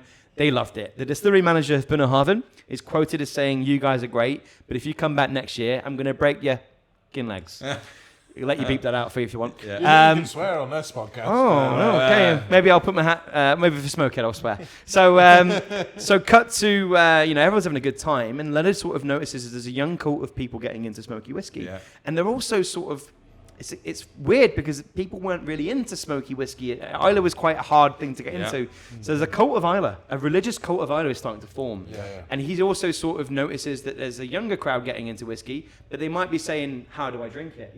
Do I have to nose it? Do I have to sniff it? So there was that, am I worthy, was a question that was being asked, right? So Leonard's got this idea flowing into his head. Then Leonard, Liquid Lenny, is sitting next to this guy who's a Viking biker, who's covered with every single one of the distilleries of Islay as a tattoo. And Leonard's like, I would absolutely love to own He's a going to brand. run out of space. He's going to run out of space. Yeah. Where's he getting his lagging beta? In 5 years' time, it will look like the Bayeux Tapestry. So, so he... Where do you go come first? His tattoo or the ring road around Ireland? The Joe Carrigan. He's going to have Calmac on the back of his head. So yeah, he's literally covered in tattoos. And so Leonard says, I'd love to own a brand where this person was willing to tattoo themselves. In fact, I'm going to do it. I'm going to own a brand where you would tattoo yourselves. And he looks around and he says, these people absolutely love smoky whiskey, but they don't just love it; they're consumed by it. And you get pot heads, you get coke heads. Well, these people are smoke heads. And as he says, the name Smokehead, the idea is then born and the pirate flag is fluttering in the wind. And we launched in 2005, and this year we're 20. Wow. So we're now 20 years old, proudly independent, and our brand was born purely out of being rebellious, and so it just informs everything that we do. Superb.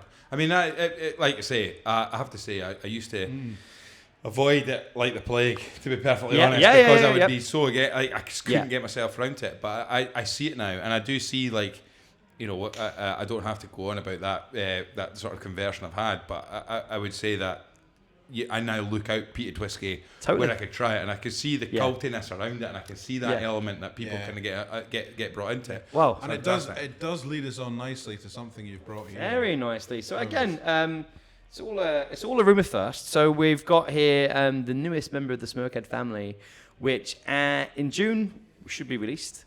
This is all. Technically, in May, you guys will be some of the first people ever to try this. Wow. So it won't look like this. Obviously, this is a sample bottle. Yeah, it's a big old sample bottle, isn't it? Big old sample. This goes under my pillow. Yeah. So this is the newest member of the Smokehead family, and this is the Smokehead 15 years old. Right, wow. So we've gone for an age statement. So this is the first age statement. Because you've never had an age statement before. We've had one. So we've had an 18-year-old before, which is very rare. There's still a few bottles kicking around, and it's amazing because it's like engine oil. Yeah. It literally smells and tastes like, if you ever had like an old toolbox, like or a garage floor, it's. I'm really selling it. it's proper industrial. There'll be somebody who's got tattoos all over their legs that's on a motorbike going, give me that. Yeah, engine oil. Let me. An oily rag whiskey. So I'm just going to let you fire in and have fun. So it's 43%. It's a combination of bourbon and sherry casks, and that's all I'm going to reveal. And we have a parcel of 15-year-old, Smokehead sitting in our warehouses, and we didn't know what we were going to do with it. And we thought, you know what? It's our 20th birthday. It'd be really funny to be disruptive and release a 15. Yeah, brilliant. I think it's just really funny. And if it was 20, it might not be as peaty. So. And once the cameras are off, you'll be able to tell us where it comes from. I'll tell you, it's Port Ellen. But so the thing is, though, then, Mike, going back to it then, on a serious note, then, what will happen to Smokehead when you have an Islay distillery? Great question. So we'll never produce Smokehead from Lagan Bay. The way that we make Smokehead is really actually very cool. So what we do is it's an independent bottling, but we own distilleries. So remember how I mentioned we've got this, Tamdhu kicking around in bourbon casks? Sure. We've got a lot of Tamdhu new make spirit. We've got a bit of Glengoyne new make spirit as well. What we do is we actually, old school Scottish whiskey, and it only does this in Scottish whiskey, you guys will know this by now, we don't go out to a distillery and we go, hello, I'd like to purchase some of your casks. Because, let's be honest, they might not give you their best casks, or it might be more expensive. And that's not to knock any independent bottlers. That what they're doing is amazing. Yeah. It's all about your elbow rooms. If you've got good contacts, or if you're willing to kind of go the extra mile to get amazing casks, you can. What we do, though, is we actually go to them and we say, we've got fruity new make spirit from Speyside. we'd like to swap some of that fruity new make spirit at Speyside with you. We'll give you a tanker. You give us a tanker of your peated new make spirit. And we'll put that into our own wood policy, and it's fully matured into our wood. Yeah. It's very much, you do what you like with that, we'll do what we like. Totally. It's a legacy that's always been there with Scottish whiskey. It's unique to Scottish whiskey. And it's an area that people don't often know an awful lot about. But it's a whole... And I think that's the thing is, distilleries don't make all their money just from what bottles go out. You know, I mean, how often do you bring out a new release? We're seeing it with new distilleries.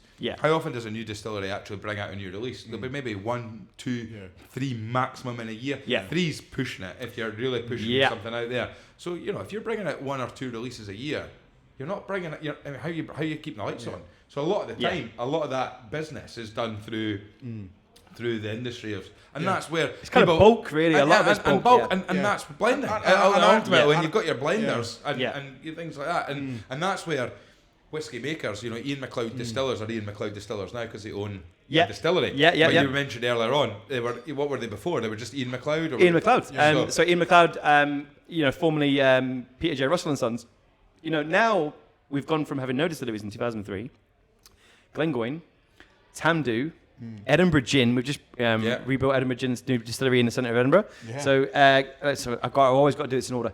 Glengoyne, Tamdhu, Edinburgh Gin, Rosebank, which was, you have to be trusted by the whiskey industry to be able to bring back something like Rosebank, right? So Diageo trusted us to do that. Other people tried to acquire that brand before us. Then you've got Una, Building Lagan Bay.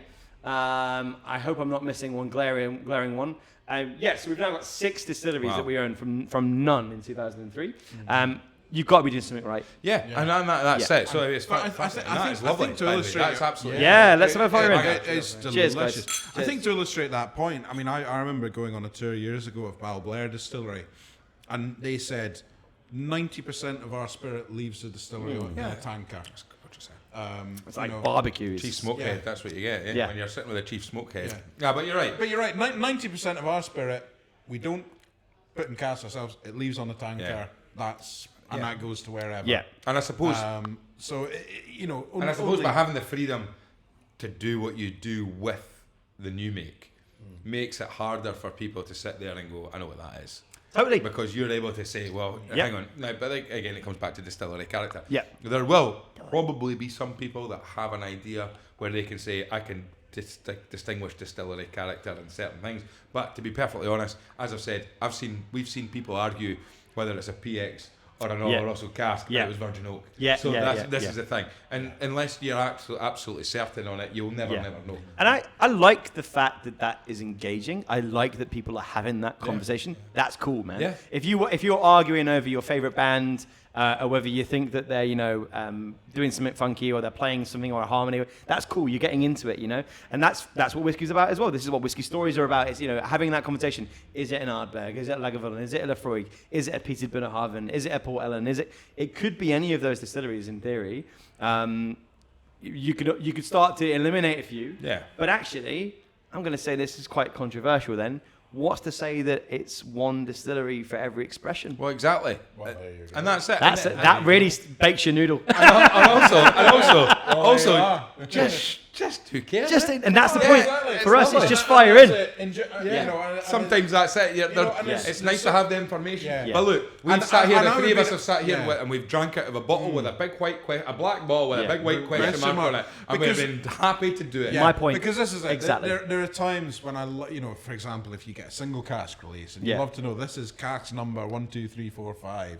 It's an X, PX cask. It was so many years old. It was distilled here. But equally, there's something nice about like you said, a bottle with a big black question, a big black bottle with a white question mark on it. And you know what? It doesn't actually matter if you read the top or 100%. Not, as long as you enjoy what you're drinking. If I do a tasting in Germany all the time. It's one of the biggest markets, and again, you mentioned earlier, Germans are whiskey geeks, and they're great for it. I will open with a Smokehead masterclass in Germany with this. Guys, we're Smokehead, award-winning Islay single malt. You just won multiple double golds. Very, very cool. A lot of respect for that, I'm not going to talk about fermentation times. I'm not going to talk about line-arm angles. I'm not going to talk about the shape of the stills. I'm not going to talk about the type of barley. I'm not going to talk about ppm. What I'm going to do is I'm going to offer you one opportunity if you would like to leave this room now. You can go and talk to any of those other guys that will do a much better job of those 10 distilleries in Ireland. They will talk about that. I'm going to say, do you like it? Yeah. And that's really ultimately what it is. Yeah. Absolutely. And sometimes that's what it always boils down to. Anyway, believe it or not, we're fast approaching that time. Now, I haven't pre-prepared you for this, so I do apologise, but you do know that the big feature of the podcast is what 3 drams. What I'm going to say is, since the last time you were on the podcast, if you had 3 drams that you were to pick with stories associated, any meaning or anything like that, what would you be? What would you be looking for? And you always are allowed at least one on brand. At least one. At least one on brand. Okay. At least one on brand. And do I suppose it would be. I don't want to repeat the ones that I've already done, right? Yeah. So, I mean, I could say Tamdhu 15 because it was a real momentous moment in my whiskey career. I've said that already. Okay, Smokehead tequila cask. In January, I was in South Africa with our brand ambassador there. His name's Foe. His Fortune is his first name, but his nickname's Foe. And me and Foe are sitting on his balcony in his home with this young lad running around. I'm training him up on the brand. We're having a right good time in South Africa. He's treating me to some proper shisanyama, traditional African food. Fully immersed in like the Zulu culture there as well was incredible. And we're drinking the Smokehead tequila cask out of that smoke mask in 35 degrees heat. And that for me is like the epitome of how you now drink that whiskey. It's a summer whiskey, right? So that's story number 1 would be that one. I mean, it's whiskey. Like, is smoky whiskey? Vicky talked about this. I think you've talked about it as well. I think Vicky had a one of our 3 drams was in the summer sitting barbecue in Isla on the beach. Ardbeg, Ugadal. Yeah. I don't know. Could you say? I mean, it's hard to find. Summer evening. Yeah. Yeah. Sometimes you say. Right, very sherry whiskey, like a Tamdhu, right? Christmassy. It's Christmassy. Christmas pudding. Curry in by the fire. Yeah. But then you go, what is a nice summery whiskey? But then, and I've said this on the podcast, and Ross picked me up on it. Right. I can't remember who I spoke to about it, and it was at a wedding, or was it? It might have been on the podcast. Was that a wedding? I don't know. But basically, he said there's an art to what you stick in your hip flask at a wedding. Yes, he did. Because you have to do. You got to remember that. What the story was. If you've put that whiskey in there, right, and it'll be body temperature or warmer. So it has to survive. It has to stand up there. And somebody was telling me a peated whiskey because it was. It's going to open right up. Yeah, and it's going to open right up. Does he open peat up? Does it do that? And also, you think about it, right? Barbecue, smell, smoke. Yeah. You're probably going to have a barbecue. If you're cutting about in the park, in the meadows, and you've got, we barbecue on the go. A smoky whiskey with that is like, give me that over having champagne in the region of Champagne. That is just, for me, is like right up my street. If you're sitting on a beach in Isla, with your mates and a bottle of smoky whiskey on a rare sunny day, you know what I mean? Like an Isla heat wave. That is, come on. Like, you don't get better than that. Hairs on the back of my neck, just thinking about it. So that is great. So there you go. Right, take that. So Smokehead tequila cask, 43%, light-bodied, summer whiskey, and it's at its peak. Finished for 8 months in Añejo tequila casks. It's not trying to be tequila. It has a sort of slight salinity to it. It's really lovely, light-bodied, really delicious, and also crazy good in cocktails as well. I know, controversial statement, but it's very good. There you go. No, take that. Second dram, I will go off-brand. What have I really enjoyed lately? Let me think. I think one of my favourites is actually either Glenglassaugh Sandend. Okay. For being nightmare for spelling, but thanks. Yeah, sorry, mate. Sorry. You can spell it however you want. Just Sandend. It's got an OW at the end of that, isn't it? Glenglassaugh. I've not tried that release. What is Sandend? Sandend was a non-age statement released by Dr. Rachel Barry, and she made it because she was thinking about where she was when she was younger. She used to play on Sandend Beach near Aberdeen, right? And so she tried to sort of incorporate this coastal style. So I think, correct me if I'm wrong here, Whiskey Geeks, there's a Manzanilla sherry cask as well as a bourbon cask in there.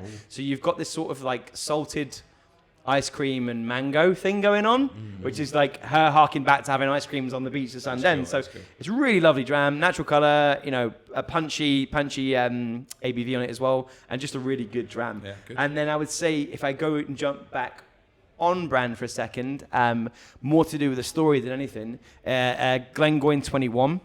And the reason why was it's the last dram I had with my dad. because I lost my dram. I lost my dad last year, unfortunately. But we had a hell of a last night together where we played cards, and I took him through my whiskey collection, which he absolutely loved, and just had a really good last night. And so I'll now always have that drum, and that's what whiskey's about as well, right? Because you're not just, it's not just celebrating the good times. Whiskey can be, it can cement any amazing moment in your life, and that's why we love it. Brilliant. So yeah. Oh look, Mike, fantastic drams, fantastic stories, another fantastic episode. Absolutely brilliant. Thank you so much for... Pleasure. I've got one last dram for you. Right. I know. Talk one us through the dram. Well, yeah. Well, what we'll do is you talk us through the dram. Yes. We'll cut the cameras. Yeah. And everyone can wonder. What was the dram? Find out on episode 3.5. By the way, I don't know if I've switched the mics on. There's every chance. There's every chance. But what have you got with us? So me and Jake pulled this together for you guys. Again, this is another one that says with love for Mike and Jake. Right. We have here a single cask Glengoyne, 16-year-old PX hogshead at 56.3%. So a single cask PX hogshead. Brilliant. You mentioned you were a sherry tart. Well, I tell you what we'll do. We'll stop the cameras. Angus will pop that. We'll drink that and enjoy it. Listen, guys, thank you so much, Jake. Jake. He's there. Thanks, Jake. Mike. Thanks, Jake. Cheers, Jake. Mike, thank you so much for coming on again. It's absolutely fantastic. My pleasure. Thanks for having me. Thanks for having me. How can people who are listening get in touch or find out a bit more about what you're doing, where you are in the world? Yes. Flight radar, probably flight trackers are probably you're more than welcome if you would like to follow my random travels. I have an Instagram, Whisky Mike IMD. So Ian Macleod Distillers IMD. You can follow me. If I've not reached my followers limit, I can try and follow you back. I do regular posts as well about things that we're doing. We have Facebook pages, so if you're interested in finding out more about Smokehead, there is a Facebook page you can join called The Smokeheads. You can also join the Smokeheads for free on thesmokehead.com, costs nothing. Tamdhu, you can join the Dedication Society for free, costs nothing. Just go to tamdhu.com. Glengoyne, you can join the Glengoyne family. They have Facebook pages as well, Glengoyne Family Appreciation Society, Tamdhu Appreciation Society, all this thing, we're out there, just find us and have a good time. Or just come to a distillery and say, is that English guy who thinks he's Scottish kicking about? And I might be there, or I might be in Germany or South Africa. We don't know. Right. But yeah, thank you so much for listening, guys. Always a pleasure. No, honestly, Mike, thank you so much for coming along. Guys, thank you for everybody who's listening. Thanks for everyone who carries. Don't forget, get involved in the newsletter. Don't forget, get involved in the Whiskey Stories Facebook group. Give us 5 stars. Pass the pod. Brilliant, Mike. I'm steaming again. And so it begins. Cheers, guys. Thanks very much for that. What a night. Cheers. Cheers, guys. Cheers. Cheers, Slange.